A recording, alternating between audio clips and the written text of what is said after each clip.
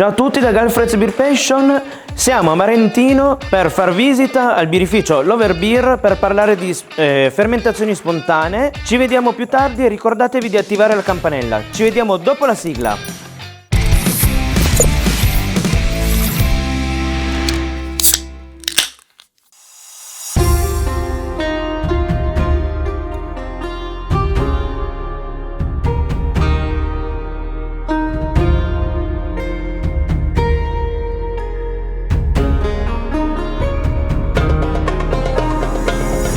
Ciao Walter, grazie per l'ospitata qui in birrificio.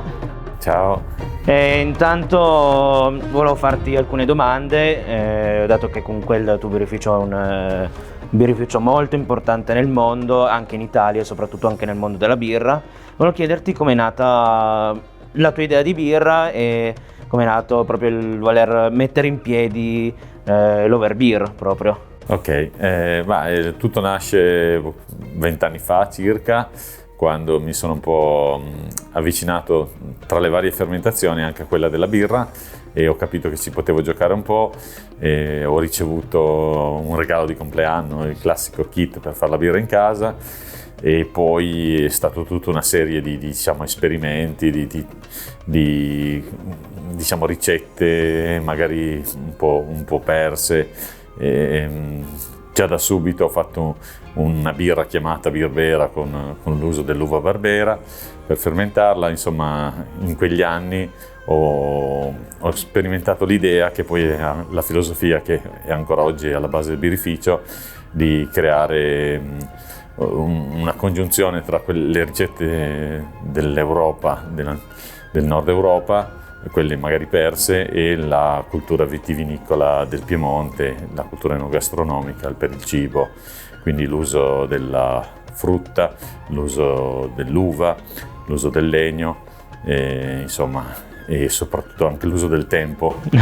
Sì, infatti vedo alcune birre, soprattutto alcune vintage, o comunque come si vede nell'etichetta sul collo, proprio l'anno di produzione. Quello è l'anno della cotta, sì. Okay. Escono quasi sempre con una media di 8-10 mesi di maturazione in legno prima dell'imbottigliamento. Ottimo, infatti il legno dà sempre un ottimo gusto. E domanda, i vari tipi di legno fanno cambiare tanto il gusto, se non ricordo male? Ma diciamo che noi alla fine poi possiamo considerare 2 o 3 categorie.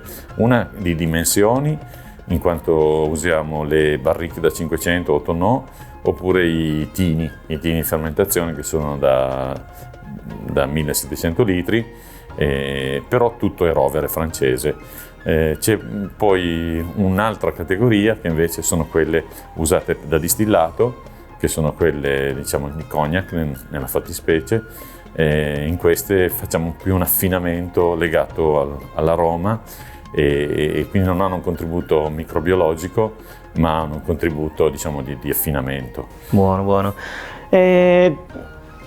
Un'altra domanda, la birra che più ti senti, con cui più ti senti legato o che più ti rappresenta, secondo te qual è? Sono tutte figlie mie, quindi ho fatto 25 etichette e diventa difficile scegliere una tra loro. Se non ricordo male, le etichette le disegni tu, vero? Sì, sono tutte disegnate da me, tranne qualche eccezione della famiglia, comunque, o mia moglie o i miei nipotini.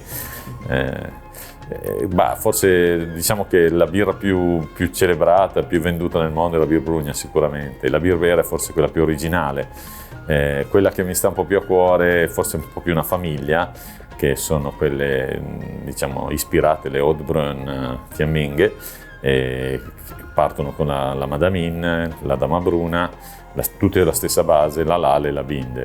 Queste sono un po' forse quelle che mi entusiasmano un po' di più, ecco, ma sarebbe un torto alle altre, ecco.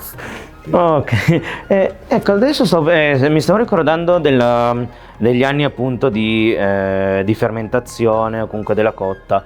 Mi ricordo della Nebbiolina, che ha cos'è, 4 anni sull'etichetta. Sì, sì. Come mai?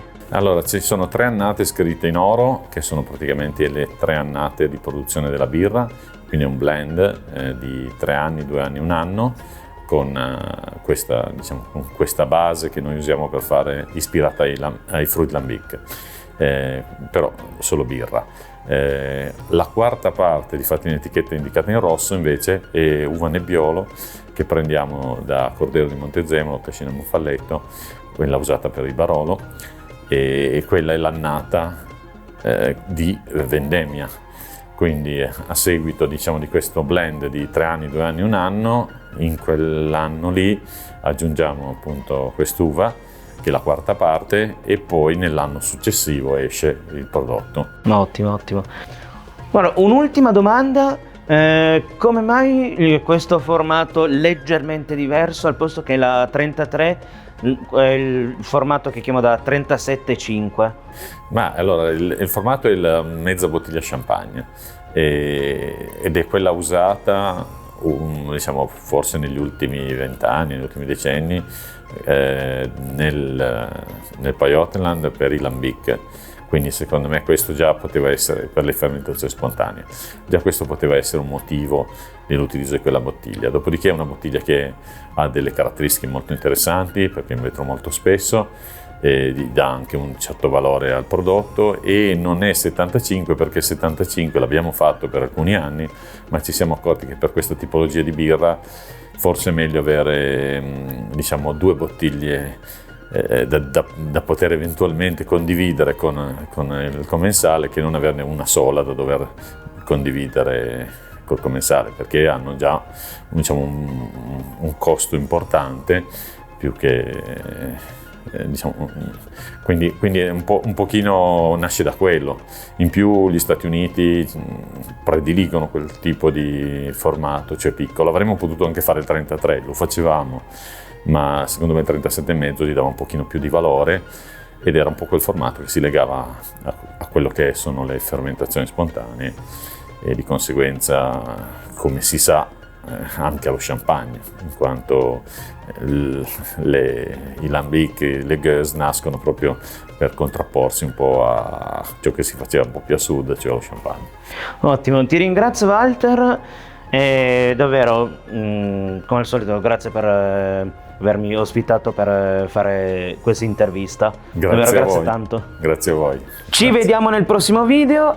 Ricordatevi di seguirmi e di seguire anche il birrificio Lover Beer.